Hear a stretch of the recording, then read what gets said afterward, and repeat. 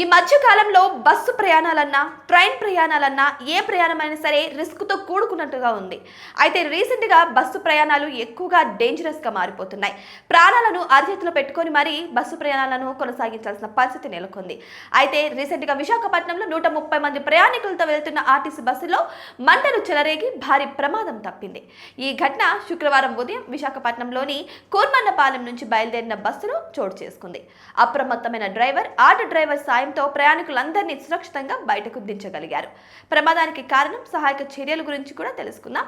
అయితే విశాఖపట్నంలో జరిగిన ఈ ప్రమాదం స్థానికంగా తీవ్ర భయాందోళనలు కలిగించింది.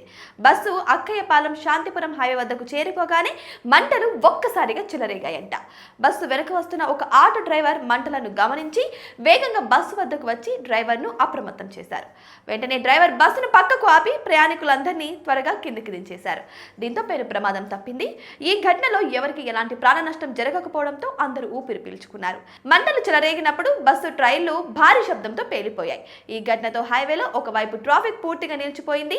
మంటలు భారీగా వ్యాపించడంతో సమీపంలో ఉన్న పెట్రోల్ బంకు కూడా మంటలు వ్యాపిస్తాయేమోనని ప్రజలు భయపడ్డారు. సమాచారం అందుకున్న పోలీసులు వెంటనే స్పందించి పెట్రోల్ బంకులో కార్యకలాపాలను నిలిపివేయాలని, సిబ్బందిని ఖాళీ చేయాలని సూచించారు. సమాచారం అందిన వెంటనే అగ్నిమాపక సిబ్బంది ఘటనా స్థలానికి చేరుకున్నారు. 3 ఫైర్ ఇంజిన్ల సాయంతో మంటలను అదుపులోకి తెచ్చేందుకు శ్రమించారు. మంటలు పూర్తిగా అదుపులోకి వచ్చినా అప్పటికే బస్సు పూర్తిగా కాలుబూడిదైంది. ఈ ఘటనపై పోలీసులు కేసు నమోదు చేసి దర్యాప్తు చేస్తున్నారు.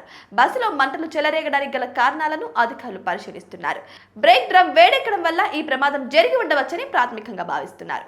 ఈ సంఘటనలో ఆటో డ్రైవర్ చూపించిన సమయ స్ఫూర్తిని అందరూ అభినందిస్తున్నారు. ఈ ప్రమాదం కారణంగా కొద్దిసేపు ట్రాఫిక్ నిలిచిపోయి ప్రయాణికులు కూడా ఇబ్బందులు పడ్డారు.